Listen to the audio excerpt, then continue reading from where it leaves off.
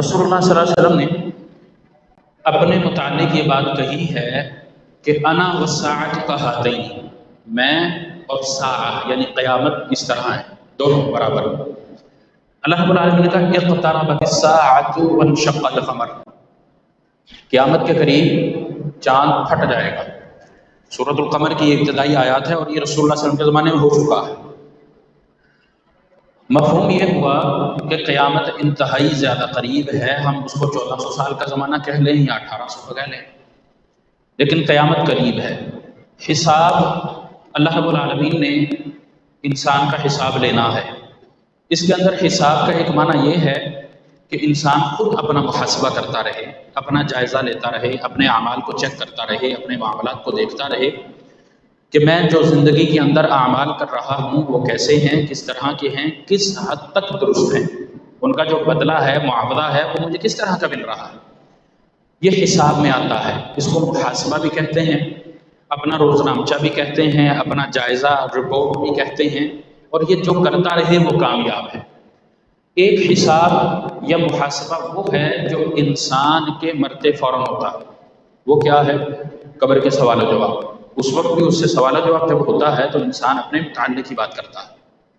ایک حساب ہے جو قیامت کے دن اللہ رب العالمین نے ترازو قائم کر کے حساب کرنا ہے۔ اسی صورت میں اللہ نے آگے جا کر کہنا ہے وَنَضَعُ الْمَوَازِينَ الْقِسْطَ لِيَوْمِ الْقِيَامَةِ، اللہ تعالیٰ نے میزان لگانا ہے، ترازو قائم کرنا ہے، اور ایک ایک رائی کا حساب اللہ نے لینا بھی ہے اور دینا بھی ہے۔ حقوق اللہ ہوں یا حقوق العباد ہوں، اللہ تعالیٰ نے سب کے درمیان فیصلہ کرنا ہے۔ رسول اللہ صلی اللہ علیہ وسلم نے فرمایا کہ اگر ایک سینگ والی بکری نے بغیر سینگ والی بکری کو مارا ہوگا، اللہ بدلہ لے کر دے گا۔ یہ جانوروں سے متعلق ہے، انسانوں سے متعلق تو پھر اس سے بہت آگے بڑھ کر بات ہے۔ تو یہ حساب ہے، حساب کا دن ہے جس کے بارے میں اللہ تعالیٰ نے ہمیں یہاں آگاہ کیا ہے۔ اس حساب کے بارے میں ہے اقترب للناس حساب، یعنی قیامت قریب ہے۔ رسول اللہ صلی اللہ علیہ وسلم کی احادیث سے پتہ لگتا ہے۔ اور سمجھدار بندہ، مومن بندہ، وہ انسان ہے جو اپنا محاسبہ اس قربت سے پہلے کر لے، اس آنے والے وقت سے پہلے کر لے، وہ کامیاب ہے۔ اور وہ کیا ہے؟ روزمرہ کی بنیاد پر کرے، جیسا کہ صحابہ کیا کرتے تھے۔ صبح سے شام ہوتی تھی، شام کو بیٹھ کے وہ اپنے معاملات کو چیک کرتے، سوچتے کہ ہاں میں نے آج یہ کیا، ایسے ایسے کیا۔ اسی طرح شام ہوتی، صبح کرتا ہے، شام سے صبح کرتے تو صبح کے وقت سوچتے کہ میں نے رات میں یہ کیا۔ رسول اللہ صلی اللہ علیہ وسلم بھی اپنا محاسبہ کروایا کرتے اپنے ساتھیوں کا۔ آپ علیہ الصلوۃ والسلام اکثر پوچھا کرتے آج کس نے کھانا کھلایا، آج کس نے سلام کیا، آج کس نے بیمار پرسی کی، آج کس نے جنازہ پڑھا، آج کون کس کی تدفین میں شریک ہوا، آج کس نے روزہ رکھا، آج کس نے صدقہ کیا، آج کون نفل عبادت کرتا۔ آپ علیہ الصلوۃ والسلام اس طرح کے سوالات کیا کرتے تھے۔ اور ایک مجلس میں ایسا ہوا کہ رسول اللہ صلی اللہ علیہ وسلم نے جتنے بھی سوال کیے ابو بکر ہاتھ بلند کیا کرتے تھے۔ اللہ کے رسول صلی اللہ علیہ وسلم آنا، میں یعنی کہ عمل کرنے میں اتنی شدت تھی ابو بکر رضی اللہ تعالیٰ عنہ۔ خرچ کرنے کا معاملہ ہو، بیمار پرسی کا معاملہ ہو، جنازے تدفین کا معاملہ ہو، صدقہ و خیرات کا معاملہ ہو، جہاد فی سبیل اللہ کا معاملہ ہو، کسی اور نیکی کا معاملہ ہو، ابو بکر آگے۔ اسی لیے کہتے ہیں کہ انبیاء علیہ السلام کے بعد پہلا نمبر ابو بکر رضی اللہ تعالیٰ عنہ۔ اللہ نے اسی لیے شرط دی ہے نا، آپ کے ساتھ ہجرت کرنے والے ابو بکر ہیں، لا تحزن ان اللہ معنا، ابو بکر رضی اللہ تعالیٰ عنہ۔ تو اللہ رب العالمین نے ان کو یہ مقام اور مرتبہ اس وجہ سے دیا کہ عمل کرنے میں وہ بہت زیادتی کیا کرتے تھے، بہت جلدی کیا کرتے تھے کہ کہیں کوئی عمل میرے سے رہ نہ جائے۔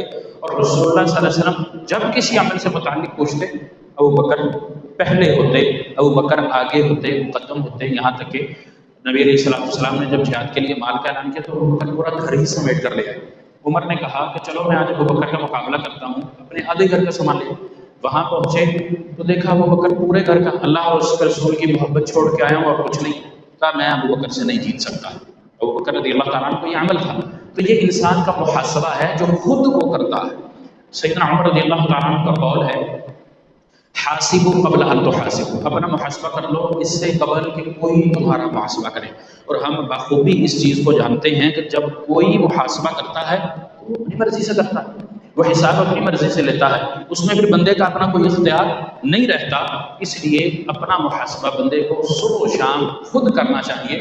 کہ میری فرض نماز کیسی تھی، اس میں کتنا پیچھے رہ گیا، کتنی میری مکمل ہوئی، میرے حقوق اللہ میں معاملات کیسے تھے، حقوق العباد میں کسی کے ساتھ جھگڑا تو نہیں کیا، کسی کی چغلی تو نہیں کی، بہتان تو نہیں لگایا، کسی کے ساتھ میں نے کوئی اس طرح کا معاملہ تو نہیں کیا جو میں اس سے بھی معافی مانگوں اور اللہ سے بھی معافی مانگوں۔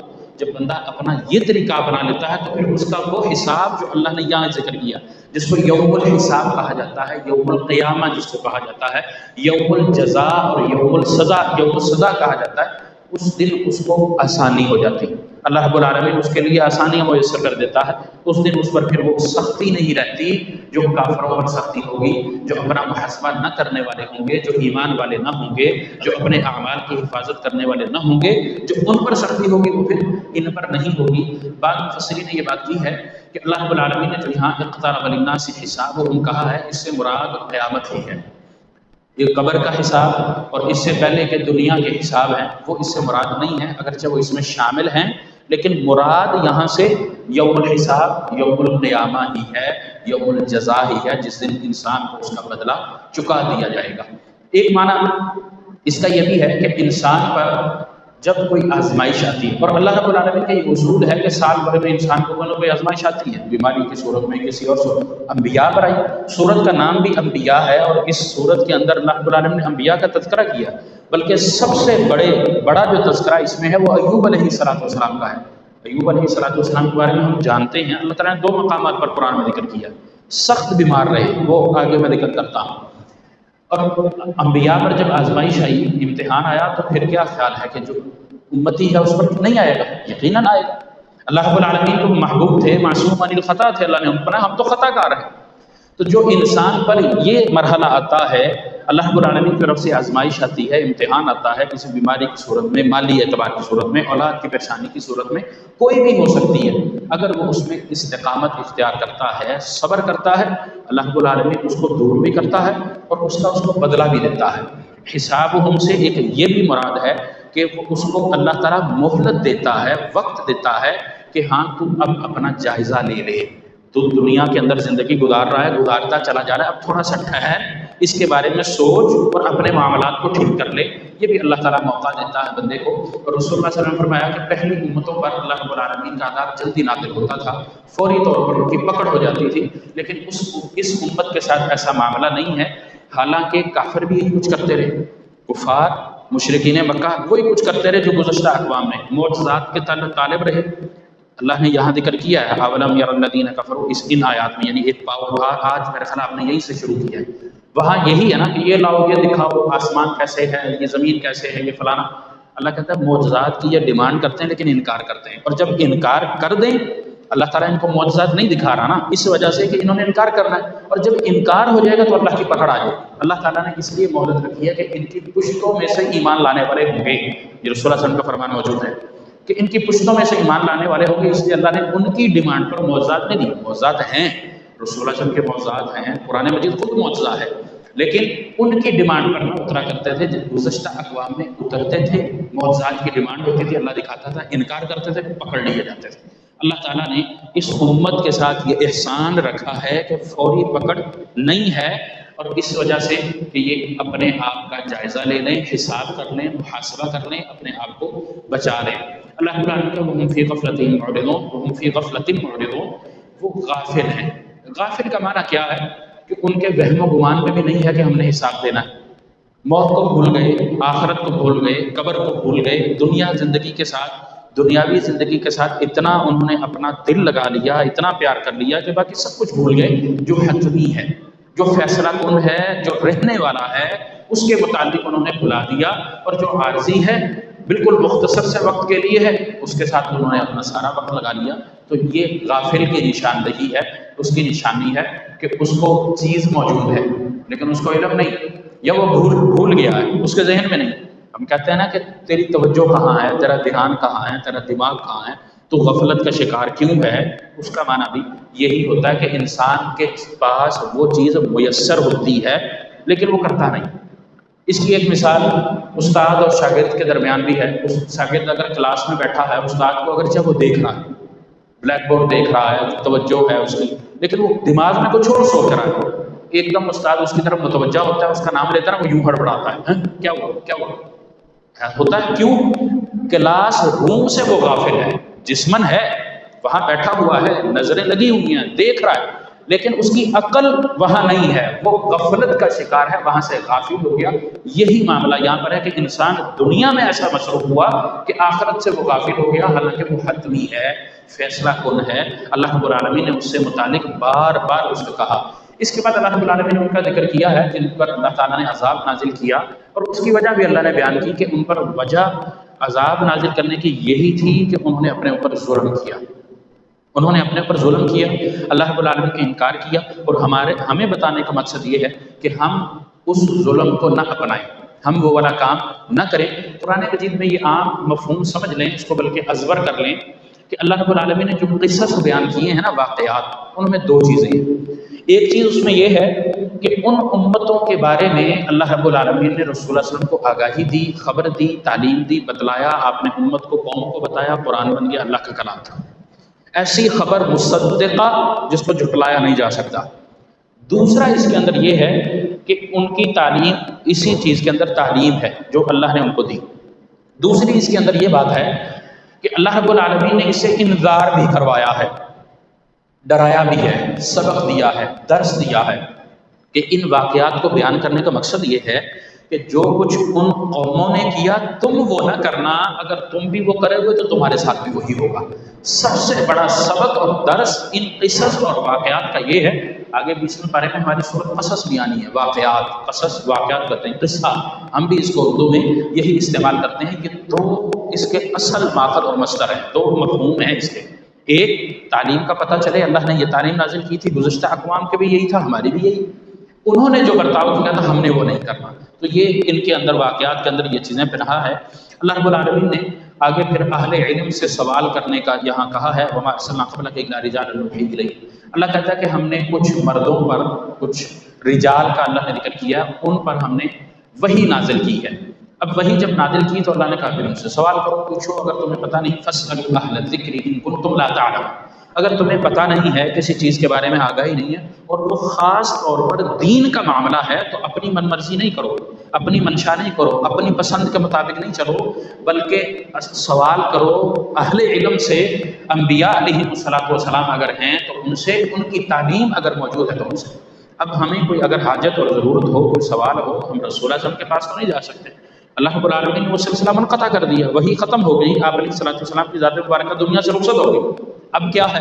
اب ہمارے پاس اللہ کی کتاب ہے، محمد رسول اللہ صلی اللہ علیہ وسلم کی تعلیم ہے کہ ہم نے اس کے مطابق اپنے آپ کو چلانا ہے، اپنے فیصلے اس کتاب سے کروانے ہیں، اپنی زندگی کے تمام تر معاملات سنت سے کرنے ہیں جو رسول اللہ نے کیے، کروائے، سکھائے، بتلائے، سمجھائے اور صحابہ نے سیکھ کر کیے، اس لیے ہمیں پابندی کرنی ہے۔ یہ اس کا معنی اور مفہوم ہے۔ اسی طرح اللہ رب العالمین نے کہا ان لوگوں کو جو کہتے تھے کیا ہے یہ زمین و آسمان، اللہ نے کہا وما خلقنا السماء والارض وما بینہما لاعبین، تم یہ سمجھتے ہو کیا کہ یہ ایسے ہی بن گیا، یہ کھیل تماشا تھا، یہ بڑی جستجو تھی، بڑی تھی۔ اللہ کہتا ہے کہ اگر ایسا ہوتا تو ہم اور بھی کچھ کر لیتے۔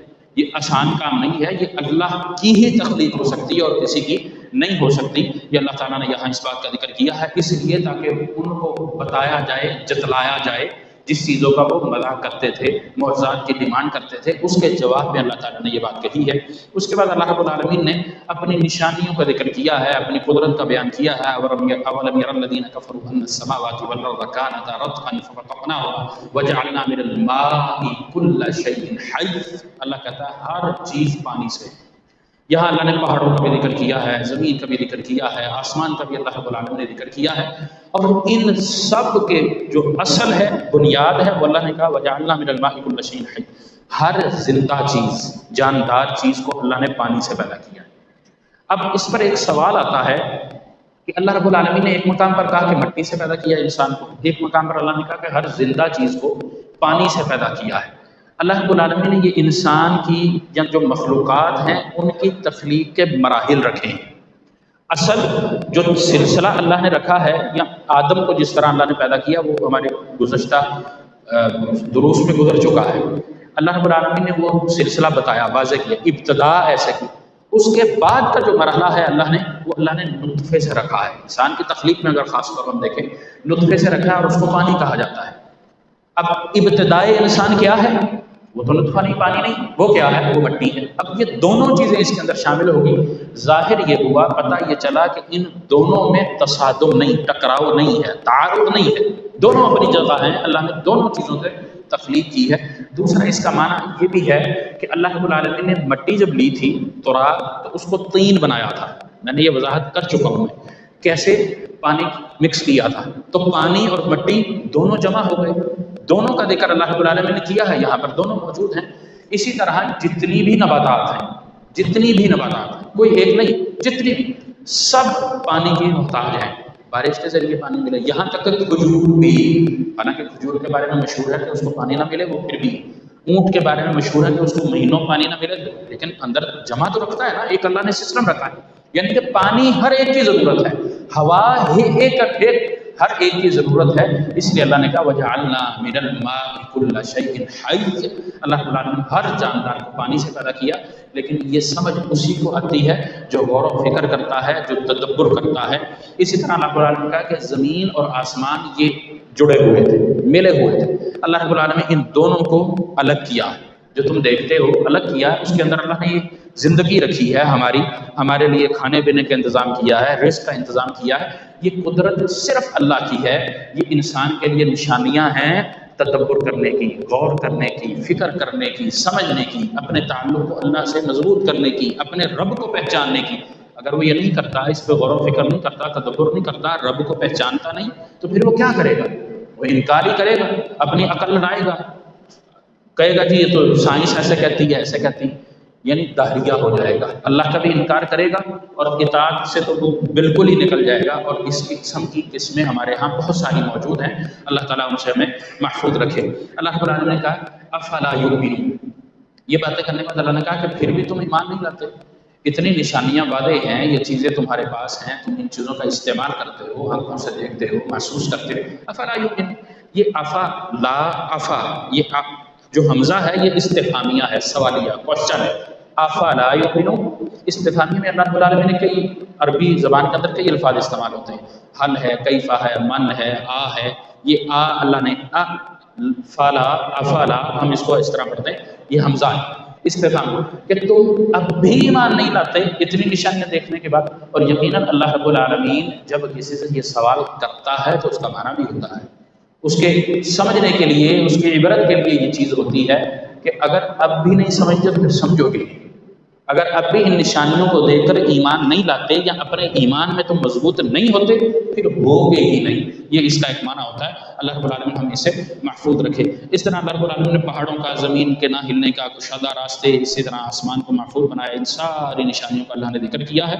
پھر اللہ نے ایک اور بڑی نشانی کا ذکر کیا ہے کہ وَهُوَ الَّذِي خَلَقَ اللَّيْلَ وَالنَّهَارَ وَالشَّمْسَ وَالْقَمَرَ كُلٌّ فِي فَلَكٍ يَسْبَحُونَ، اللہ نے کہا سورج ہو، چاند ہو، ستارے ہوں، نہریں ہوں، یہ جتنی بھی چیزیں دن رات ہوں، ان کا ایک مدار ہے، کل فی فلک یسبحون، یہ ایک دائرے میں ہیں اور اللہ کی تسبیح بیان کرتی ہیں، جتنی بھی اللہ کی مخلوقات ہیں وہ سب کی سب تسبیح بیان کرتی ہیں۔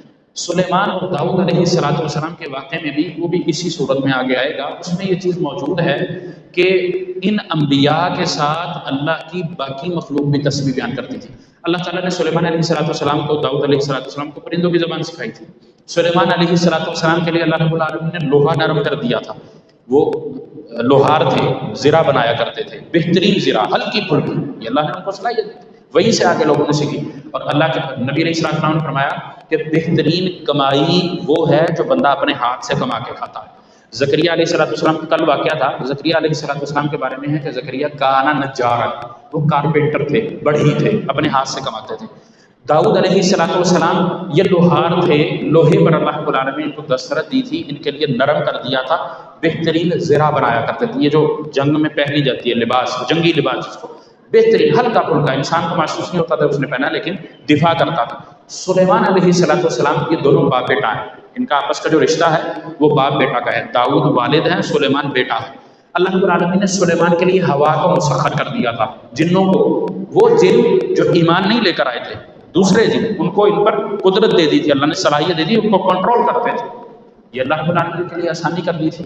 اب انہوں نے اللہ رب العالمین کا تکبر نہیں کیا بلکہ اللہ کی تسبیح بیان کی، اور وہاں یہ کہ اللہ کی تسبیح کے ساتھ باقی ساری چیزیں بھی اللہ کی تسبیح ساتھ بیان کیا کرتی تھی ان نبیوں کے ساتھ۔ تو یہاں پر بھی ہے کل فی فلک یسبحون، اللہ کی ہر چیز تسبیح بیان کرتی ہے۔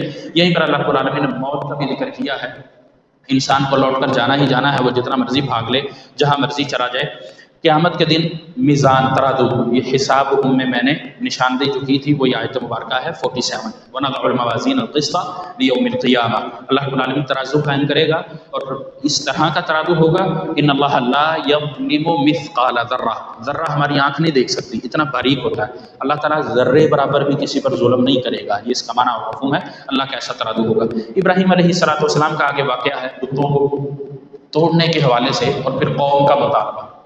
اب حقیقت تو یہی ہے کہ بتوں کو جو توڑا تھا وہ ابراہیم نے ہی توڑا تھا علیہ السلام، پھر ایک کو چھوڑ دیا۔ قوم آئی، انہوں نے کہا کہ انت فعلت هذا بآلهتنا یا ابراہیم، ابراہیم کیا تو نے یہ حرکت کی ہے؟ نعوذ باللہ، تو نے یہ کام کیا؟ فعلتا فعل سے کام کرنے کو کہتے ہیں، حرکت کرنے کے زمرے میں یہ معنی آتا ہے۔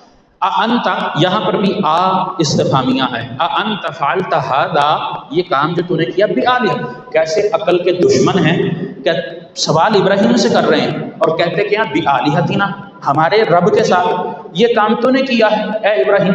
اب ہونا تو یہ چاہیے تھا کہ ان کے الہ تھے، وہ بتاتے کہ ابراہیم نے ظلم کر دیا، یا اتنے بڑے الہ تھے تو پھر ابراہیم کے ظلم سے بچتے۔ ابراہیم علیہ السلام نے اسی لیے ایک کو چھوڑا کہ ان کو عقل آئے، سوچے، لیکن رسول اللہ نے فرمایا کہ مشرک کی عقل کام نہیں کرتی، اور ہم یہ دیکھتے ہیں اس موجودہ زمانے کے اندر بھی شرک کرنے والا مشرک، قبر پر جھکنے والا، وہ کہتے ہیں ہندو کھڑی کو پوجتے ہیں، ہمارے ہاں پڑھی کو پوجتے ہیں، یہ جو کام کرتا ہے اس کی عقل کام نہیں کرتی، پھر اس کو سمجھ، اسی لیے تو پھر یہ گندے پیر جتنے بھی بنے ہوئے ہیں، جسم پہ لباس تک نہیں ہے، نہاتے ہی نہیں ہیں، بدبو آ رہی ہوتی ہے اور لوگ ان کو چوم چاٹ رہے ہوتے ہیں، کیوں؟ یہ اس کا فطور ہے، عقل کام نہیں کرتی، سوچتے نہیں ہیں۔ تو اسی طرح انہوں نے بھی یہی حرکت کی، ابراہیم نے نشانی چھوڑی تھی ان کے لیے کیا کہ خود پوچھ لیں۔ ابراہیم سے جب سوال ہونے کا کہ اپنے معبود کو پوچھو تمہارے الہ یہ تو بتا سکتے، پھر خود ہی کہتے ہیں کہ تم بھی جانتے ہو مجھے بتا نہیں سکتے، تو ابراہیم کا کھانا ڈالتے ہو وہ کھاتے ہیں، یہ سارا جو کام ہے وہ کچھ جواب ہی نہیں دیتے، یہ کیسے تمہارے معبود ہیں کہ اپنے ہاتھ سے ان کو گھڑ کر رکھتے ہو، ان کے آگے کھانا رکھتے ہو وہ کھاتے نہیں ہیں، پھر کہتے ہیں یہ معبود ناراض ہو گئے، یہ کیا بات ہے؟ اللہ وہ ہے وحدہ لا شریک ہے۔ یہ ابراہیم علیہ السلام کی دعوت توحید تھی، لیکن طریقہ اور اسلوب مثال دے کر تھا، تو ان کو اس طرح زج کرنا نہیں تھا، ان کی عقلوں کو جگانا تھا، لیکن نہ جاگنی تھی۔ بہرحال اللہ رب العالمین کے نبی نے اس طرح ان کو دعوت دی تھی۔ پھر اس سارے پروسیس کے بعد انہوں نے کہا کہ یہ تو باز نہیں آتا، قالوا حرقوه، اس کے لیے آگ کو جلاؤ۔ انہوں نے کہا کہ بات کی آپس میں کہ ایک آگ کو تیار کرو، دہکاؤ، حرک یحرک سے ہے بہت زیادہ شدید گرم، اس کا معنی یہ آتا ہے کہ وہ گرم چیز جو ہے اس کو تیار کرو، اور آگ ایسے انہوں نے تیار کی تھی کہ وہ بھڑکی ہوئی آگ تھی، شعلوں پر، اس کے اندر ایسے نہیں ابراہیم کو پھینکا تھا۔ ایک منجنیق کا ذکر آتا ہے، بعض اسرائیلی روایت بھی ہیں کہ ابراہیم علیہ السلام کو فائر کیا، دور سے پھینکا گیا تھا، اور ابراہیم علیہ السلام کے لیے اللہ رب العالمین نے کہا تھا قلنا یا نار کونی بردا وسلاما علی ابراہیم، کہ اے آگ ابراہیم آ رہا ہے اس کے لیے ایسی سلامتی والی ہو جا کہ نہ اس کو گرمی ہو نہ اس کو سردی ہو، درمیانی معتدل ہو جا، اور اللہ رب العالمین اس چیز پر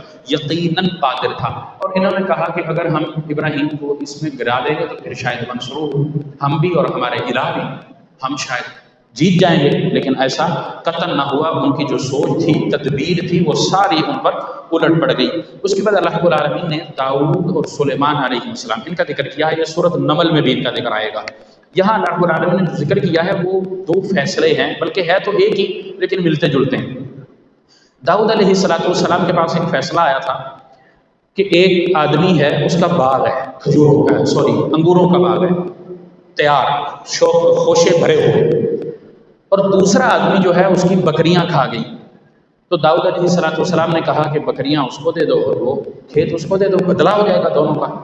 سلیمان علیہ السلام نے کہا اے اللہ کے نبی ایسا نہیں، سلیمان بیٹا ہے داؤد کا، ابا جان ہے ان کے، کہتے ہیں اے اللہ کے نبی، ابا جان کے الفاظ نہیں کہ اس طرح نہیں، اس طرح ہے کہ آپ اتنی مدت کے لیے جس کی بکریاں ہیں اس کو وہ باغ دے دیں کہ وہ اس میں محنت کرے، اس کی تیاری کرے، جس طرح کا باغ تھا اس طرح کا تیار کر دے، اور جو جس کی بکریاں ہیں اس کو دے دی جائیں جس کا باغ ہے، یعنی الٹ کر دیا جائے، جو بکریوں کا مالک ہے اس کو باغ دے دیں، اور جو باغ کا مالک ہے اس کو بکریاں دے دیں، یہ بکریوں سے فائدہ اٹھاتا رہے اور وہ تیاری کرتا رہے۔ اللہ نے کہا فَفَهَّمْنَاهَا سُلَيْمَانَ، ہم نے یہ معاملہ سلیمان کو سمجھا دیا۔ اس سے ایک بات یہ بھی ہے کہ ضروری نہیں ہے کہ باپ کو ہی ہر چیز سمجھ آ جائے، بیٹا بھی سمجھ سکتا ہے، اس سے زیادہ سمجھ سکتا ہے۔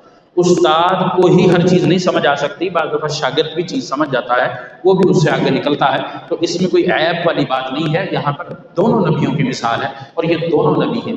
اسی طرح ایک اور بھی اس میں ہے کہ داؤد علیہ السلام نے فیصلہ کیا دو بچوں کے درمیان، دو خواتین تھیں، ان میں سے ایک کے بچے کو بھیڑیا کھا گیا۔ اب بڑی والی جو تھی وہ کہتی نہیں تمہارے بچے کو، چھوٹی کو کہتی تمہارے بچے کو بھیڑیا کھا گیا، نہیں تمہارے کو کھا گیا، جھگڑا ہو گیا۔ داؤد علیہ السلام کے پاس چلا گیا، انہوں نے فیصلہ کیا کہ بڑی کا یہ بچہ ہے، اب چھوٹی پریشان تھی، اصل میں اس کا تھا۔ سلیمان علیہ السلام کے پاس جب ان کا گزر ہوا، انہوں نے کہا کیا ہوا؟ یہ ہوا جی۔ سلیمان علیہ السلام نے کہا اچھا لاؤ چاقو لاؤ۔ انہوں نے چاقو منگوایا، چاقو منگوا کے انہوں نے کہا کہ بچے کے دو ٹکڑے کر دو، ایک اس کو دے دو ایک اس کو دے دو۔ اب جو حقیقی ماں تھی نا وہ تڑپ گئی، کہا نہیں، اس کے دو ٹکڑے نہ کرو، اس کو دے دو، اور وہ چھوٹی تھی۔ داؤد نے فیصلہ کس کے حق میں کیا تھا؟ بڑی کے حق میں۔ سلیمان نے بالکل برعکس، الٹا۔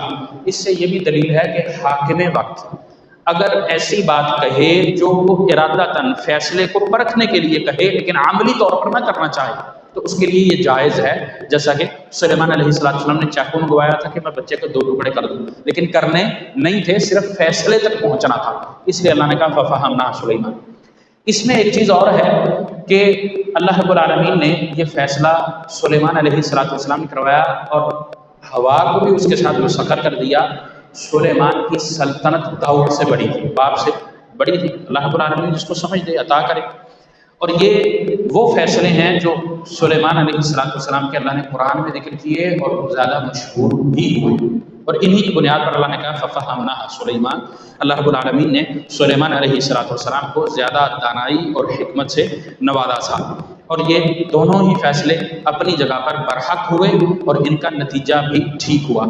اسی فیصلے کے ضمن میں ایک اور بات بھی ہے کہ جس طرح حاکم وہ بات کرے جو اس نے کرنی نہیں ہے لیکن فیصلے تک پہنچنے کے لیے وہ کر سکتا ہے، اسی طرح رسول اللہ صلی اللہ علیہ وسلم نے فرمایا کہ وہ امیر یا حاکم یا امام کسی فیصلے کے لیے اجتہاد کرتا ہے، کوشش کرتا ہے، اس کی پرکھ کرتا ہے، لیکن وہ غلطی کر بیٹھتا ہے، جان بوجھ کر غلطی نہیں کرتا بلکہ درست کی تلاش میں غلطی ہو جاتی ہے تو اس کے لیے ایک اجر ہے، اور اگر وہ درست فیصلہ کرتا ہے، اپنی کوشش محنت جستجو کے بعد اس فیصلے کو پا لیتا ہے تو اس کے لیے لہا اجرانی، اس کے لیے دوہرا اجر ہے۔ رسول اللہ صلی اللہ علیہ وسلم نے یہ تعلیم یہاں بتلائی ہے۔ اس سے یہ بھی ہمیں پتہ چلتا ہے کہ ہمیں دین کے معاملے میں کوشش کرنی ہے، جستجو کرنی ہے، ایسے نہیں چلتا پھرتا جو آ گیا ٹھیک ہے، بلکہ محنت کرنی ہے، کوشش کرنی ہے۔ اس کوشش کے بعد اگر غلطی ہو جاتی ہے تو اللہ کے یہاں پکڑ نہیں، یہ بھی اس سے دلیل ملتی ہے۔ اسی طرح پھر اللہ رب العالمین نے اس کے بعد ایوب علیہ السلام کا واقعہ ذکر کیا ہے، وَأَيُّوبَ إِذْ نَادَىٰ رَبَّهُ أَنِّي مَسَّنِيَ الضُّرُّ، شدید تکلیف کو کہتے ہیں۔ ایوب علیہ السلام کے متعلق مختلف روایات ہیں، ابن ابی حاتم میں بھی موجود ہیں، البدایہ والنہایہ میں بھی ہیں، امام ابن کثیر نے بھی ذکر کی ہیں، اسی طرح طبری میں بھی ذکر کی ہیں۔ نبی علیہ السلام کا کوئی مصدقہ بات نہیں۔ ابن مسعود رضی اللہ تعالیٰ عنہ سے بھی بعض چیزیں ملتی ہیں کہ ان کو ایسی بیماری ہوئی جس کو جذام کہتے ہیں، اور بات کرتے ہیں کیڑوں کی تھی، 7 سال 8 سال، بعد نے 40 سال کا ذکر کیا، بہرحال مختلف مدت، 18 سال کا ذکر ابن مسعود رضی اللہ تعالیٰ عنہ سے ملتا ہے کہ ان کو یہ بیماری رہی، اتنے کمزور ہو گئے، مال مویشی بھی ختم ہو گئے، اولاد یا فوت ہو گئی، بیویاں یا چلی گئیں چھوڑ گئی، ایک صرف رہ گئی، یا 2 بندے تھے ان کے رشتہ دار دوست، ایک صبح آ کے دیکھ لیتا تھا، شام کو دیکھ لیتا تھا، کہتے تھے شاید ایوب سے کوئی ایسا گناہ ہو گیا ہے جس کی وجہ سے یہ سزا ہے۔ ایوب علیہ السلام کی حالت ایسی ہوئی تھی کہ ان کو بالکل جسم اس طرح ہو گیا، ڈھانچہ، ہڈیاں رہ گئی، گوشت ختم ہو گیا۔ بعض لوگوں کا یہ بھی ہے کہ ان کو کوڑے پر ڈال دیا گیا تھا، بدبو شدید آتی تھی۔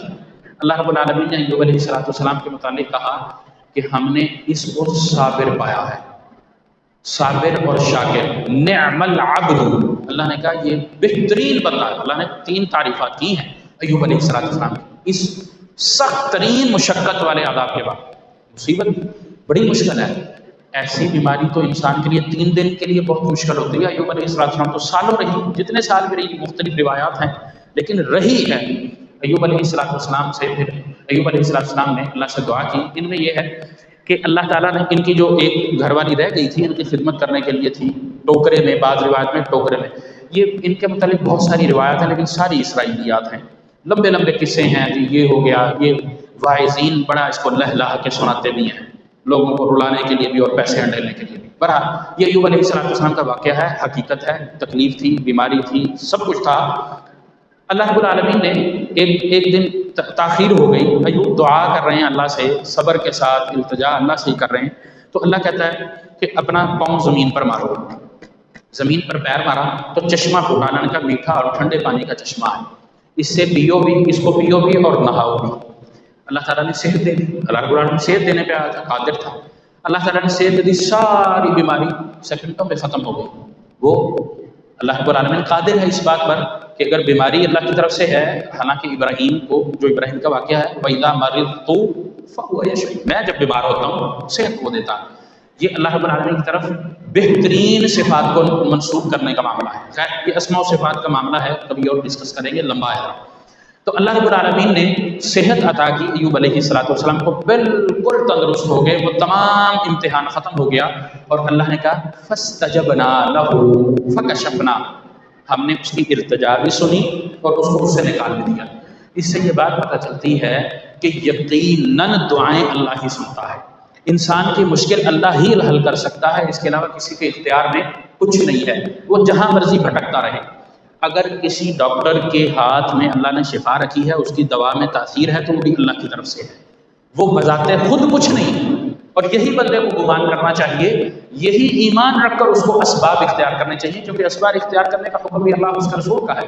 اسباب منع نہیں ہے، اسباب اختیار کرے، لیکن اس ایمان کے ساتھ کہ یہ اللہ کی طرف سے ہے، اللہ نے ہی شفا دینی ہے، اس کے علاوہ کوئی بھی شفا نہیں دے سکتا. اللہ رب العالمین نے اس کے بعد زمین کے وارثین کا ذکر کیا ہے کہ زمین کے وارث وہ ہیں جو نیک لوگ ہیں، اور یقیناً وہی ہیں، اس کے علاوہ کوئی اور نہیں ہو سکتا. ہاں اگر وہ اپنی نیکی کو چھوڑ دیں، اللہ پر ایمان کو کمزور کر لیں، تو پھر ان کا معاملہ الٹ ہے. قرب قیامت یاجوج ماجوج کا اللہ نے یہاں ذکر دوبارہ کیا ہے، ہمارا یہ سورۃ الکہف میں گزر چکا ہے. اللہ نے کہا کہ مشرکین اور ان کے بت دونوں جہنم میں، انکم وما تعبدون من دون اللہ حصب جہنم، کہ ان کو بھی کیوں ڈالیں گے، انتم لہا واردون، کیوں، لو کان ہؤلاء آلہۃ ما تدعون من دون اللہ، تم یہ نہ کہہ لینا کہ یار ہم ان کے عبادت کرتے تھے، یہ شاید بچ گئے. اللہ رب العالمین ان کو بھی عبرت بنائے گا. کیوں؟ جن کو وہ پکارتے تھے. گمان کیا ہے؟ یہ ہمارے الہ ہیں. پکارنے والا بھی جہنم میں اور جن کو پکارا جا رہا ہے وہ بھی جہنم میں. ان کو جب ساتھ دیکھیں گے کہیں گے مت ماری تھی، ہم ان کو پکار رہے تھے، یہ تو خود جہنم میں، یہ تو اپنا آپ نہیں بچا سکے، تو ہمیں کیا بچائیں گے. یہ عبرت اللہ رب العالمین کو دے. لیکن اس وقت بنے گا کچھ نہیں. کاش، افسوس، ہائے، یا لئی، یا وئی، اس وقت پھر کچھ نہیں ہوگا. اس لیے اللہ رب العالمین آج یہ ساری چیزیں بتائی اور سمجھائیے کہ آج سمجھ لو، آج اپنے آپ کو اس کے اندر رکھ لو، اپنا لو، اس وقت پھر کچھ نہیں ہوگا. اسی طرح پھر سورۃ الانبیاء کے آخر میں اللہ رب العالمین نے ایک قاعدہ اور اصول دیا ہے جس پہ اللہ نے سورۃ اختتام بھی کی ہے. دعا ہے، قال رب احکم بالحق وربنا الرحمن المستعان علی ما تصفون. عظیم ترین دعا ہے. بندہ حق کی التجا کرتا ہے اپنے رب سے، اور رب نے حق دینا ہے، سیدھا راستہ رب نے ہی دکھانا ہے، اور کوئی دکھا نہیں سکتا. سورۃ الحج ہے، اختصار کے ساتھ اس کو پڑھتے ہیں. اس کی ابتدا بھی اللہ رب العالمین نے یا ایھا الناس کی. یہ مدنی صورت ہے، 78 آیات ہیں، 10 رکوع ہیں. اللہ نے انبیاء کی ابتدا کی تھی اقترب للناس، اس سے کیا یا ایھا الناس اتقوا. وہاں بھی قیامت کا منظر ہے، یہاں بھی قیامت کا منظر ہے. یہاں اللہ نے کہا ان زلزلۃ الساعۃ شیء عظیم. وہاں ہے اقترب للناس حسابهم، حسابهم ای الساعۃ، انا والساعۃ کہتے ہیں، رسول اللہ نے فرمایا تھا صلی اللہ علیہ وسلم. یہاں اللہ نے وضاحت کر دی، یا ایھا الناس اتقوا ربکم ان زلزلۃ الساعۃ شیء عظیم. یہ زلزلہ ہے، یہ قیامت ہے، یہ شیء عظیم ہے، بڑی چیز ہے. اے لوگو، یا ایھا الناس اتقوا ربکم، اپنے رب کا تقوی اختیار کرو، یہ قیامت آنے والی ہے، حساب کا دن آنے والا ہے. یہ دونوں صورتوں کے اندر ربط ہے، دونوں کی ابتدا میں. اللہ تعالیٰ نے اس کے بعد ایسا نقشہ کھینچا ہے کہ انسان اگر اس پر سوچے نا تو اس کو دنیا بالکل کہنے کا نفرت ہو جائے گی. کیا اللہ نے اس کے بعد کیا کہا؟ یوم ترونہا تذہل کل مرضعۃ، دودھ پلانے والے، کل مرضعۃ اما ارضعت وتضع کل ذات حمل حملها وترى الناس سکارى، ایسی شدید کیفیت ہے، حمل والی اپنا حمل گرا دے گی۔ جب بچہ پیدا ہونے لگتا ہے نا تو مرد اور یعنی میاں بیوی، بچے کے جو والدین بننے والے ہوتے ہیں نا، ان کی رات کی نیند قربان ہوتی ہے اس کی حفاظت کے لیے، اس کی خوراک کا اہتمام، یہ بہت سارے۔ اللہ رب العالمین نے یہ نقشہ اس لیے کھینچا ہے کہ یہ اتنا حساس مسئلہ دنیا میں سمجھتے تھے نا، یہ دن ایسا ہوگا کہ اس دن اس کی بھی پرواہ نہیں ہوگی۔ اس کے بعد اللہ نے صرف یہاں بس نہیں کی، صرف حاملہ کا نہیں، مرضعہ کا بھی اللہ نے ذکر کیا ہے، وہ پہلے کیا ہے کہ دودھ، ماں جب بچے کو شیر خوار بچہ ہوتا ہے نا تو ماں اور باپ دونوں کو بڑا محبوب ہوتا ہے، اس کی چھوٹی چھوٹی شرارتیں ان کو بڑی اچھی لگتی ہیں، حالانکہ نقصان بھی کر رہا ہو پھر بھی بڑا پیارا لگتا ہے۔ اللہ نے اس کی مثال دی کہ دودھ پیتے بچے کو گرا دیں گے، اتنا شدید اس کی کیفیت ہے۔ اللہ رب العالمین جو نقشہ کھینچا ہے، اب ہماری عقل جہاں تک سوچ سکتی ہے ہم وہیں تک سوچ سکتے ہیں، محدود عقل ہے، لیکن یہ جو دو مثالیں اللہ نے دی ہیں انتہائی خطرناک، کہ انسان کے لیے جو محبوب ترین چیز ہے دودھ پیتا بچہ اور حمل، اللہ نے ان دونوں کو مثال کے طور پر بیان کیا کہ وہ دونوں اس دن گرا دی جائیں، ان کی پرواہ نہیں کی جائے گی، نہ ماں پرواہ کرے گی نہ باپ پرواہ کرے گا۔ کیوں؟ نفسی نفسی، ہر کسی کو اپنی فکر ہوگی، ہر کوئی اپنے معاملے کو لے کر کھڑا ہوگا، کسی اور کو اس کو قطعاً پرواہ نہیں ہوگی، جبکہ دنیا کے اندر اپنا سب کچھ اس کے لیے قربان کرتا ہے۔ پھر اللہ نے کہا وَتَرَى النَّاسَ سُكَارَىٰ وَمَا هُمْ بِسُكَارَىٰ، یہ سکارا وہ نہیں ہے، یہ سکر وہ نہیں ہے جو انسان شراب یا کوئی اور چیز پی کے اپنی عقل کو نشے میں لے جاتا ہے، یہ وہ نشہ نہیں ہے۔ یہ نشہ کون سا ہے؟ یہ نشہ ہے وَلَٰكِنَّ عَذَابَ اللَّهِ شَدِيدٌ، کہ اس دن کی سختی کی وجہ سے ہوگا کہ وہ جھوم رہے آگے پیچھے، ان کو سمجھ نہیں آ رہی ہوگی۔ انسان جب پریشانی میں مبتلا ہوتا ہے تو اس کو پتہ نہیں چلتا کہ میں نے کیا کرنا ہے، میں کیا کر رہا ہوں اور کیا کرنا چاہیے، اس کو سمجھ نہیں آ رہی ہوتی، مت ماری جاتی ٹینشن کی وجہ سے، پریشانی کی وجہ سے، گھبراہٹ کی وجہ سے۔ اللہ نے اس سکارا کا ذکر کیا ہے یہاں پر، اتنا شدید دن ہے، اللہ تعالیٰ ہمیں محفوظ رکھے۔ یقیناً جس کے ساتھ اللہ کی رحمت ہوگی وہی اس سختی کو نہیں دیکھے گا، یا اللہ رب العالمین اس کو اس سختی سے محفوظ رکھے گا۔ اللہ تعالیٰ ہمیں اس سے محفوظ رکھے، یقیناً اللہ کے بندے اس سے محفوظ رہیں گے۔ اللہ رب العالمین نے اس کے بعد انسان کی عبادت کا ذکر کیا ہے اور اس کے بعد اس کی تخلیق کا ذکر کیا ہے۔ یہ اللہ نے سورۃ مومنون میں بھی ذکر کیا ہے، یہاں پر بھی پروسیس اس کا سارا نطفہ سے لے کر اس کے بننے تک، روح پھونکنے تک، اللہ نے سارا اس کا یہاں پر ذکر کیا ہے۔ اس کے بعد اللہ رب العالمین نے شرک کی مذمت کی ہے، کروائی ہے کہ شرک اللہ کے ساتھ جو ہے یہ بہت بڑا گناہ ہے۔ اس کے اندر جو خاص چیز ہے وہ حج سے متعلقہ مسائل ہیں۔ وَأَذِّنْ فِي النَّاسِ بِالْحَجِّ يَأْتُوكَ رِجَالًا وَعَلَىٰ كُلِّ ضَامِرٍ يَأْتِينَ مِنْ كُلِّ فَجٍّ عَمِيقٍ۔ ابراہیم نے اللہ کا گھر بنایا تو ابراہیم کو اللہ نے کہا کہ دعوت دو، آواز دو۔ اب ظاہری طور پر دور دور تک لوگ نہیں تھے، یہاں تک کہ پانی پینے کا بھی نہیں تھا۔ جب حاجرہ علیہ السلام اور اسماعیل علیہ السلام کو چھوڑا کچھ نہیں تھا۔ اب ابراہیم سوچتے کہ اللہ آواز دینے کا کہہ رہا ہے، میں آواز کس کو دوں، لوگ تو ہے ہی نہیں۔ اللہ کے حکم کی تعمیل ابراہیم نے کی۔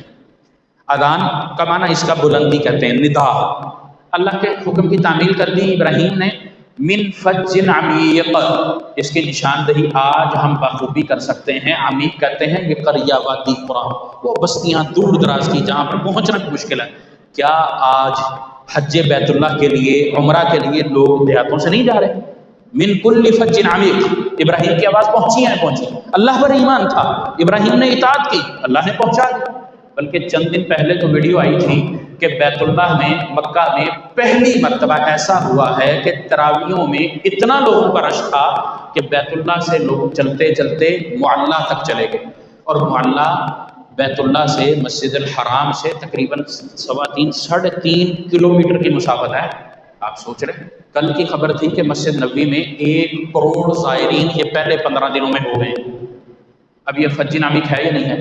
یہاں سے یہ بات سمجھ آتی ہے کہ اللہ کے حکم کی تعمیل بندے کے ذمے ہے، اس کو ظاہر کچھ بھی نظر نہیں آ رہا ہو، اللہ کے حکم کی تکمیل اس نے کرنی ہے، رنگ اللہ نے لگانا، برکت اس کو اللہ نے دینی ہے، قبولیت اللہ نے دینی۔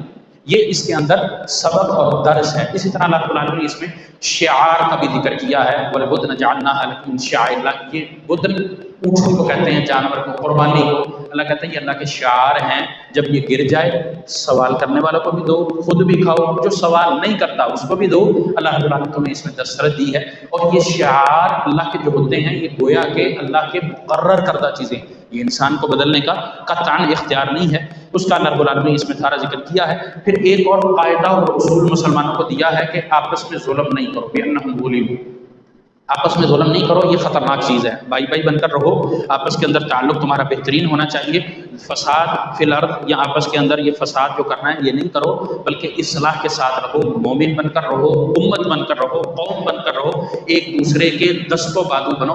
رسول اللہ صلی اللہ علیہ وسلم نے فرمایا المؤمن للمؤمن کالبنیان یشد بعضہ بعضا، یہ اس طرح یا اس طرح، یہ ہے بات۔ اب کوئی زور لگائے میرا ہاتھ چھڑوانے کے لیے، طاقت لگانی پڑے گی نا، اور اگر میں ایسے کروں آپنے سامنے تو وہ یوں کرے گا جھٹکے سے، ختم۔ یہ ہے یہ شد و بعض، ایک عمارت کی مثال رسول اللہ نے دی ہے۔ مومن آپس میں اس تعلق کے ساتھ ہوتا ہے، نہ کہ وہ جھگڑالو ہوتا ہے۔ اس طرح اللہ رب العالمین نے کہا کہ امت کے لیے شریعت پر جھگڑنا، شریعت میں جھگڑنا منع ہے، لیکن امت جعلنا، یہ بھی اللہ نے آگے حکم دیا ہے۔ اسی طرح باطل معبودوں کی بھی اللہ تعالیٰ نے مثال دی ہے، یا ایھا الناس ضرب مثل فاستمعوا لہ، کہ یہ سن تو نہیں سکتے، اس کی اللہ نے جو مثال دی ہے، ان الذین تدعون من دون اللہ، کہ اللہ کے علاوہ جن کو پکارتے ہیں، لن یخلقوا، کسی چیز کو پیدا نہیں کر سکتے، یہاں تک کہ ذبابا، بچی کو بھی پیدا نہیں کر سکتے، لن یخلقوا ذبابا ولو اجتمعوا لہ، سب جمع بھی ہو جائیں پھر بھی ایک مکھی کو پیدا نہیں کر سکتے۔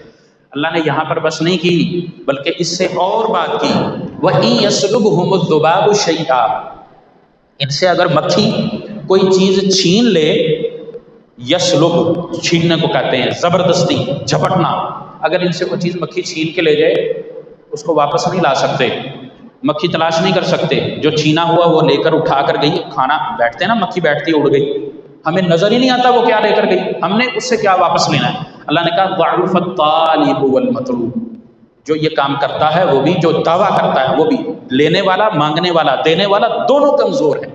ما قدر اللہ حق قدری، اللہ رب العالمین کی قدرت حق ہے، ان اللہ لقوی عزیز، اس کے علاوہ اور کوئی چیز مضبوط نہیں ہے۔ اللہ رب العالمین نے اپنی حقانیت کا بھی کہا، اور اس مثال کو دے کر اللہ رب العالمین نے یہ وعدے کیا ہے، انسان کے لیے نشانیاں ہیں، اگر انسان سوچے سمجھے، اگر نہیں سمجھتا تو پھر اس کے لیے کچھ بھی نہیں ہے، پھر وہ باطل پر کھڑا ہے، اللہ کی نافرمانی کرتا ہے، اللہ کی اطاعت سے باہر جاتا ہے، پھر اس کی مکھی، وہ مکھی کیا، مکھی سے بھی پھر بدتر ہو جاتا ہے، جیسا کہ اللہ نے قرآن مجید میں بھی اس کی مثال دی ہے۔ اسی طرح پھر ابراہیم علیہ السلام کا بھی اللہ نے اس میں مزید بھی ذکر کیا ہے، نیکی کا، ان کی نماز کا اور دیگر چیزوں کا۔ سورۃ مومنون، اللہ رب العالمین نے، یہ مکی سورت ہے، 119 آیات ہیں، اس کی ابتدا میں مومنوں کی صفت اللہ تعالیٰ نے ذکر کی ہے، قد افلح المؤمنون، مومن فلاح والے ہیں، نجات والے ہیں۔ اور مومن کون ہیں؟ سب سے پہلے اللہ نے اس چیز کا 2 مرتبہ ذکر کیا ہے، میں نے اضاعوا الصلاۃ میں بھی یہ تشریح ہو چکی، 2 دفعہ اللہ نے ان صفات میں ذکر کیا، کن کا؟ جو نماز کو قائم کرتے ہیں۔ ابتدا میں بھی جہاں مومنوں کی صفات شروع ہو رہی ہیں وہاں پر بھی اس کا ذکر کیا، اور جہاں ختم ہو رہی ہیں وہاں پر بھی اللہ نے یہ ذکر کیا کہ نماز کی حفاظت کرنے والے، زکوٰۃ ادا کرنے والے، وعدہ کی پاسداری کرنے والے، لوگوں کے سامنے معاملات کو درست رکھنے والے، اللہ کے سامنے جھکنے والے، اللہ سے ڈرنے، یہ اللہ نے ترتیب سے یہ ساری چیزیں یہاں ذکر کی ہیں۔ اور اسی طرح اللہ رب العالمین کی نعمتوں کا شکر ادا کرنے والے، امانتوں کی پاسداری کرنے والے، یہ تمام چیزیں اللہ نے یہاں ذکر کر کے کہا ہے۔ پھر اللہ نے نماز کا ذکر کہا، اللہ نے کہا اولئک هم الوارثون۔ وراثت کا مسئلہ ہمیں سمجھنا چاہیے۔ وراثت انسان کو کب ملتی ہے؟ جب وہ کسی چیز کا مالک بنے۔ مثال کے طور پر میرے والد صاحب تھے، اللہ تعالیٰ ان کی مغفرت فرمائے، دنیا سے رخصت ہو گئے، ان کے پاس جو کچھ تھا ان کے مال میں میں وارث ہوں، وہ بھلے ان کا قرض ہے، لین دین کا معاملہ کچھ بھی ہے، میں ان کے پیچھے ہوں نا، ان کی پشت ہوں، میں ان کا خلف ہوں، بیک ہوں۔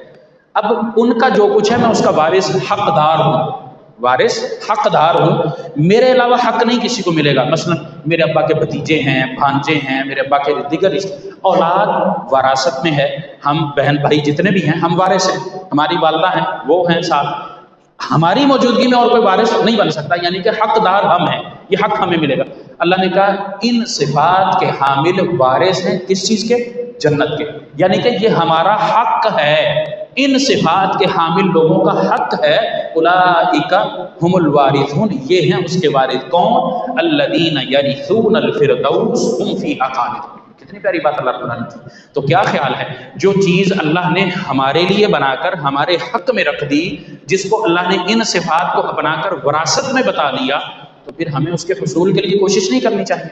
یقیناً کرنی چاہیے، جستجو کرنی چاہیے، محنت کرنی چاہیے، اور اس حقدار کا حق ادا کرنا چاہیے، پھر ہی ہم اس کے اصلی وارث ہیں۔ اور اللہ نے یہ بڑی خوبصورت یہاں بات کی۔ اس کے بعد اللہ رب العالمین وہ انسان کا سلسلہ تخلیق کا، اس کا مرحلہ سارا ذکر کیا، پھر اس کے مرنے کا اللہ نے ذکر کیا، اور یہاں ایک چیز کا اضافہ کیا جو اور مقامات پر نہیں ہے، موت کے بعد اٹھانا۔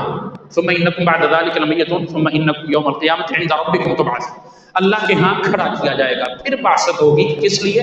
اب آپ ان صورتوں کو ترتیب سے سمجھ لیں۔ میں کہتا اسی لیے میں نے کہا تھا مومنون کرنی، اقترب للناس حسابهم یا ایھا الناس اتقوا ربکم ان زلزلۃ الساعۃ، اور اس کو یہ بھی پہلا صفحہ ہے، ثم انکم یوم القیامۃ عند ربکم تبعثون۔ یہاں اللہ نے قیامت کا نام لے لیا، سمجھ آ گئی؟ ایک جگہ سا ہے، ایک جگہ حساب ہے، سا ہے اور قیامت۔ بات انسان کے لیے بڑی واضح ہو جاتی ہے کہ بچنے کا کوئی راستہ نہیں ہے، بھاگ کہیں سے نہیں سکتا، اس لیے اللہ کی اطاعت اور فرما برداری میں زندگی گزارے گا تو بچت ہے، ورنہ کوئی نہیں ہے۔ اللہ رب العالمین ہمیں اپنا محبوب بندہ بنا لے۔ اسی طرح پھر اللہ رب العالمین نے حق کو ٹھکرانے والوں کا اس میں ذکر کیا ہے، فَقَالُوا أَنُؤْمِنُ لِبَشَرَيْنِ، یہ مسئلہ ان کا بھی یہی تھا۔ آج ہمارے وہ کہتے تھے کیا بشر نبی ہو سکتا ہے؟ آج والے کیا کہتے ہیں کہ نبی بشر نہیں ہو سکتا۔ عجیب بات ہے نا، جملے ملتے، معنی ایک ہے۔ وہ کیا کہتے تھے کہ بشر نبی نہیں ہو سکتا، آج کہتے ہیں نبی بشر نہیں ہو سکتا، معنی تو ایک ہی ہے، جملوں میں فرق ہے نا۔ جو مشرکین کہتے تھے، جو کفار کہتے تھے، وہی آج کے لوگ بھی کہتے ہیں۔ فرق کیا ہو؟ جملے کا فرق ہے، اس کے علاوہ تو فرق نہیں، الفاظ کا فرق ہے اور تو فرق نہیں۔ اللہ رب العالمین کہتا ہے کہ یہ انکار کرتے ہیں اپنے تکبر کی وجہ سے۔ اللہ رب العالمین نے جو تعارف نبی کا کروایا ہے وہی حق ہے، اس کے علاوہ کوئی حق نہیں ہو سکتا۔ اللہ نے کہا یہ جھوٹے ہیں، ان کا جھوٹ ہلاکت میں ڈالے گا اور یقیناً یہ ہلاک ہوں گے۔ اللہ رب العالمین نے نیک اعمال کا ذکر کیا ہے، ان لوگوں کا جو نیک اعمال کرتے ہیں اللہ کے خوف سے، اللہ کے ڈر سے، اللہ سے امید باندھتے ہوئے، اور اللہ ان کو دیتا ہے، ان کا اللہ نے یہاں ذکر کیا ہے۔ اور اس میں بھی اللہ رب العالمین نے کہا کہ ان کے دل صاف ہوتے ہیں، بہترین اچھی نیت کے ساتھ اخلاص کے ساتھ عمل کرتے ہیں اور اللہ قبول کرتا ہے۔ اس کے بعد اللہ رب العالمین نے مشرکین کا ذکر کیا ہے کہ وہ اللہ کو رب اور خالق مانتے ہیں۔ قُلْ لِمَنِ الْأَرْضُ وَمَنْ فِيهَا إِن كُنتُمْ تَعْلَمُونَ، یہ آیات آپ کل سنیں گے انشاءاللہ۔ اس کے اندر اللہ کہتا ہے سَيَقُولُونَ لِلَّهِ، وہ کہتے تو یہی ہے کہ یہ اللہ نے پیدا کیا سب کچھ، لیکن اس کے باوجود اللہ کی نہیں مانتے۔ یہ دونوں میں فرق ہے، اللہ کو ماننا اور اللہ کی ماننا، یہ دونوں میں فرق ہے۔ اللہ کو ایک ماننا اور اللہ کو رب ماننا، یہ دونوں چیزوں میں فرق ہے۔ وہ کہتے ہیں رب تو اللہ ہی ہے لیکن اکیلا نہیں، اللہ تو ہے، بات اسی کی ہے، زمین آسمان وہی پیدا کرنے والا ہے، موت و حیات اسی کی، لیکن اس کی نہیں ماننی، اس کے احکامات، اس کی وحی، اس کا بھیجا ہوا پیغام، اس کا رسول، وہ نہیں ہم نے مانا۔ ان دونوں میں فرق ہے۔ آج کا مسلمان بھی ایسے کرتا ہے کہ مسلمان تو نام تو مسلمان ہے، حرمت رسول پر جان بھی قربان ہے، لیکن عمل کوئی نہیں کرنا، اللہ نے جو تعلیم دی ہے وہ کوئی نہیں ماننی، محمد رسول اللہ صلی اللہ علیہ وسلم نے جو چیزیں سکھائی ہیں وہ کوئی نہیں کرنی۔ آج بھی یہی تضاد ہے تو ہم ہلاکت میں پڑے ہوئے ہیں، مشکلات اور مصائب میں پڑے ہوئے ہیں۔ اللہ تعالی ہمیں اس سے محفوظ رکھے۔ اس کے بعد اللہ رب العالمین نے ایک نسخہ کیمیا دیا ہے شیطان سے محفوظ رکھنے کا، وَقُلْ رَبِّ أَعُوذُ بِكَ مِنْ هَمَزَاتِ الشَّيَاطِينِ وَأَعُوذُ بِكَ رَبِّ أَن يَحْضُرُونِ، یہ بہترین نسخہ ہے شیطان سے اللہ کی پناہ میں آنے کا، ابلیس لعین سے۔ آپ کل ہٹا دیں، آپ یہ ذکر کر لیا کریں کبھی وسوسہ آئے، کوئی چیز عبادت کرنے میں کوتاہی ہو، بلکہ نبی صلی اللہ علیہ وسلم نے ایک دفعہ یہ بھی فرمایا کہ مجھے رات کی نماز سے ایک جن نے منع کرنا چاہا تو میں نے اس کو قابو کر لیا، پکڑ لیا، قریب تھا کہ میں اس کو باندھ دیتا، صبح ہوتی تم بھی دیکھتے، لیکن مجھے سلیمان علیہ السلام کی دعا یاد آ گئی، اس لیے میں نے اس کو چھوڑ دیا۔ یعنی کہ اس طرح کے بھی ابلیس ہوتے ہیں، ایک تو ابلیس ہے نا لعین، اس کے چیلے چپاٹے، رمضان کے اندر ابلیس بندہ ہوا ہے، باقی اس کے چیلے چپاٹے ہیں انسان کے ساتھ، ان کو دور کرنے کا ایک نسخہ کیمیا ہے کہ بندہ یہ پڑھا کرے ربی اعوذ بک من ہمزات الشیاطین واعوذ بک ربی ان یحضرون، اپنے آپ کو اللہ کی پناہ میں دے، ابلیس سے دور ہو۔ اللہ رب العالمین وسوسوں کو بھی ختم کرتا ہے، ابلیس کے بہکاوے کو بھی ختم کرتا ہے، اور اس کی بندے کی اللہ تعالیٰ مدد فرماتا ہے۔ اس کے بعد اللہ رب العالمین نے عالم برزخ کا ذکر کیا ہے، حتی اذا جاء احدهم الموت قال رب ارجعون لعلی اعمل صالحا فیما ترکت کلا۔ اب پچھتائیں گے کہ اللہ مہلت دے دے، واپس بھیج دے، ہم کسی طرح چلے جائیں، اب ہم اعمل صالحا، نیکیاں ہی نیکیاں کریں گے۔ لیکن اللہ کہتا ہے اب یہ فیصلہ نہیں ہے، جو ہونا تھا وہ ہو گیا، ہم نے جو تمہیں مہلت دینی تھی وہ ہو گئی، اب یہ کوئی موقع نہیں ہے، جو آج فیصلہ ہے وہی ہوگا، اس کے بعد واپسی نہیں ہے۔ اللہ رب العالمین ہمیں عمل کی توفیق عطا فرمائے۔